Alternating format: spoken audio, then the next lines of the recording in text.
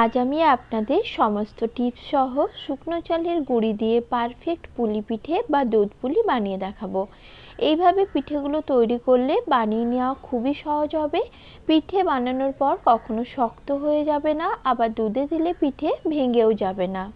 যারা শুকনো চালের গুঁড়ি দিয়ে পিঠে পারফেক্ট তৈরি করতে পারেন না, আজকের রেসিপি তাদের জন্য। তাই ভিডিওটি প্রথম থেকে শেষ পর্যন্ত দেখার অনুরোধ রইল, যাতে খুব সহজে এই পিঠে আপনারাও তৈরি করে নিতে পারেন। পিঠের এই রেসিপিটি ভালো লাগলে লাইক ও শেয়ার করার অনুরোধ রইল। শুকনো চালের গুঁড়ি দিয়ে পুলি পিঠে বা দুধ পুলি তৈরি করার জন্য ডোটা পারফেক্ট বানানো খুবই জরুরি। আর ডো পারফেক্ট বানানোর জন্য গুঁড়ি ও জলের পরিমাণটা কিন্তু অবশ্যই খেয়াল রাখতে হবে। তো আমি এখানে 1.5 কাপ জল নিয়ে নিলাম। এখন জলের মধ্যে হাফ চা চামচ নুন ও 1 চামচ ঘি দিয়ে দিলাম। সব কিছু জলের সঙ্গে ভালো করে মিশিয়ে নিচ্ছি। এখন জলটা ফুটে ওঠা পর্যন্ত অপেক্ষা করব। জলটা যখন ফুটে উঠবে তখন গ্যাসের ফ্লেমটা একদম কমিয়ে দিয়ে জলের মধ্যে দিয়ে দিলাম 1.5 কাপ চালের গুঁড়ো। এই পিঠে ডো তৈরি করার জন্য চালের গুঁড়ি ও জলের পরিমাণটা একদম সমান রাখতে হবে। তারপর গ্যাসের ফ্লেম কমিয়ে রেখে কন্টিনিউ নাড়াচাড়া করে সব কিছু একসঙ্গে ভালো করে মিশিয়ে নেব। আর গুঁড়িটা যাতে ঠিকঠাকভাবে সেদ্ধ হয়ে যায়, তার জন্য এটা ঢাকনা দিয়ে ঢেকে 5 মিনিটের জন্য আমি রান্না হতে দেব। 5 মিনিট পর ঢাকনা খুলে গুঁড়িটা নাড়াচাড়া করে নেব। আর এখন দেখুন গুঁড়িটা একেবারে কড়ার তলায় লেগে যাচ্ছে না।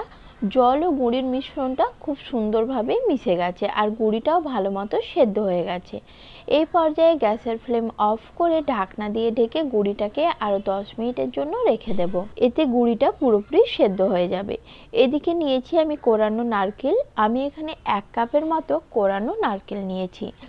এখন এর মধ্যে 1 কাপের থেকে জাস্ট একটু কম গুড় নিয়ে নিলাম। আমি এখানে পাটালি গুড় আগের থেকে গ্রেট করে রেখেছিলাম, সেটাই দিয়ে দিলাম। এখন গুড় ও নারকেলটাকে হাত দিয়ে খুব ভালোভাবে এইভাবে মিশিয়ে নিতে হবে। চাইলে আপনারা এখানে এলাচের গুঁড়ো ব্যবহার করতে পারেন। আর সব কিছু ভালো করে মিশিয়ে নিলেই দেখুন পুর আমার একদম তৈরি। এদিকে গুঁড়িটা ঢেকে রাখা 10 মিনিট হয়ে গেছে। এখন গুঁড়িটাকে নাড়াচাড়া করে আমি একটি থালার মধ্যে নামিয়ে নিচ্ছি। গুঁড়িটা এই 2-3 মিনিটের মতো একটু ঠান্ডা করে নিয়েছি। খুব বেশি ঠান্ডা করে নেওয়া যাবে না। গরম থাকা অবস্থায় যতটা হাত দিয়ে আপনারা গরম সহ্য করতে পারবেন, সেরকম গরম থাকা অবস্থায় গুঁড়িটা ভালো করে মেখে নিতে হবে। তবেই ডোটা একদম স্মুথ তৈরি হবে। আর ডো স্মুথ তৈরি হলে পিঠেগুলো পারফেক্ট তৈরি হবে। পিঠের এই ডোটা মেখে নেওয়ার সময় যদি কখনো মনে হয় ডোটা শক্ত লাগছে, তাহলে গরম জল অল্প অল্প দিয়ে ডোটা স্মুথ করে মেখে নেবেন। আর যদি মনে হয় ডোটা নরম হয়ে গেছে, তাহলে অল্প চালের গুঁড়ো ব্যবহার করতে পারেন। ডোটা মাখতে মাখতে যখন দেখবেন এরকম স্মুথ হয়ে এসেছে আর ডোটা হাতের মধ্যে আর লেগে আসছে না, তখন বুঝতে পারবেন ডোটা একদম পারফেক্ট মেখে নেওয়া হয়েছে। এবার এই ডোটাকে অবশ্যই ঢাকনা দিয়ে ঢেকে রাখতে হবে বা একটা ভেজা কাপড় দিয়ে ঢেকে রাখতে হবে, নাহলে ডোটা কিন্তু শক্ত হয়ে যাবে। এবার এখান থেকে কিছুটা লেচি কেটে নিয়ে বাকি ডোটা ঢেকে রাখলাম। লেচিটাকে হাত দিয়ে ভালো করে গোল করে নিচ্ছি। তারপর দুটো আঙুলের সাহায্যে এইভাবে গর্ত বাটির মতো করে এর মধ্যে আমি পুর ভরে নেব। খুব বেশি পুর দেওয়া যাবে না। খুব বেশি পুর দিয়ে দিলে পিঠেটা ফেটে পুরটা বাইরে বেরিয়ে আসতে পারে। তাই আমি জাস্ট ছোট চামচের 1 চামচ মতো এখানে পুর দিলাম।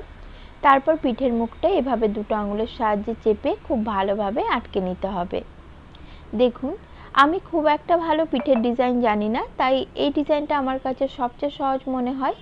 একটু আঙুলে প্রেস করে দেখুন, এইভাবে আমি একটা ডিজাইন তৈরি করে নিলাম। আপনারা আপনাদের পছন্দ মতো যে কোনো ডিজাইনের পিঠে এখানে তৈরি করে নিতে পারেন। এইভাবে আরও একটি পিঠে আমি তৈরি করে নিচ্ছি। আর যারা এখনও আমার চ্যানেলটি সাবস্ক্রাইব করেননি, তারা প্লিজ আমার চ্যানেলটি সাবস্ক্রাইব করে নেবেন। এতে যখনই আমি কোনো নতুন ভিডিও আপলোড করব, তার নোটিফিকেশান সঙ্গে সঙ্গে আপনাদের কাছে পৌঁছে যাবে। আর যারা ফেসবুক থেকে দেখছেন, তারা প্লিজ পেজটিকে ফলো করে নেবেন। আর এইভাবে দেখুন আরও একটি পিঠে আমি তৈরি করে নিলাম। একই রকমভাবে সব কটা পিঠে আমি প্রথমে তৈরি করে নিয়েছি। এবার মালাইটা তৈরি করে নেব। তার জন্য কড়াইতে আমি 500 ml লিকুইড দুধ নিয়েছি। দুধের মধ্যে দিয়ে দিলাম 3টে গোটা এলাচ। এখন সব কিছু ভালো করে মিশিয়ে দুধটা 2-3 মিনিট মিডিয়াম ফ্লেমে ফুটিয়ে নিচ্ছি। আমি এখানে 750 ml লিকুইড দুধ নিয়েছিলাম, সেটাকে ফুটিয়ে 500 ml করে রেখেছি। তাই আর এখন বেশিক্ষণ ফুটিয়ে দুধটাকে ঘন করছি না। দুধের মধ্যে গ্রেট করে রাখা পাটালি গুড় দিয়ে ভালো করে মিশিয়ে নিচ্ছি। আর এই পর্যায়ে গ্যাসের ফ্লেমটা অবশ্যই কমিয়ে রাখতে হবে। যখন গুড়টা দুধের সঙ্গে ভালো মতো মিশে যাবে তখন গ্যাসের ফ্লেম মিডিয়াম করে দিয়ে আরও 2-3 মিনিট দুধটাকে ফুটিয়ে ঘন করে নিচ্ছি। কারণ পিঠেগুলো দেওয়ার পর দুধটা আর বেশিক্ষণ ফোটানো যাবে না, তাই যতটা ঘন করার সেটা আগেই করে নিতে হবে। এখন এর মধ্যে আমি 2-3 চামচ মতো কোরানো নারকেল অ্যাড করে দিলাম। এতে করে মালাইটা খেতে বা পিঠেটা খেতে বেশি ভালো লাগবে। 2-3 মিনিট ফুটিয়ে আমি দুধটাকে ঘন করে নিয়েছি। এখন দুধের মধ্যে পিঠেগুলো দিয়ে দেব। আর এই পর্যায়ে অবশ্যই গ্যাসের ফ্লেমটা হাইতে রাখতে হবে। একদম কম আঁচে পিঠেগুলো দিয়ে বেশিক্ষণ সেদ্ধ করা যাবে না। দুধে পিঠেগুলো দেওয়ার পর গ্যাসের ফ্লেম হাইতে রেখে পুরোপুরি 4 থেকে 5 মিনিটের জন্য পিঠেগুলো এইভাবে রান্না করে নিতে হবে। আর পিঠেগুলো রান্না করার সময় একদমই নাড়াচাড়া করার কোনো প্রয়োজন নেই।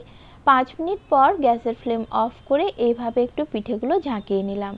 আর দেখুন এখন পিঠেগুলো দুধের ওপরে ভেসে উঠেছে, তার মানে পিঠে একদম পারফেক্ট তৈরি হয়েছে।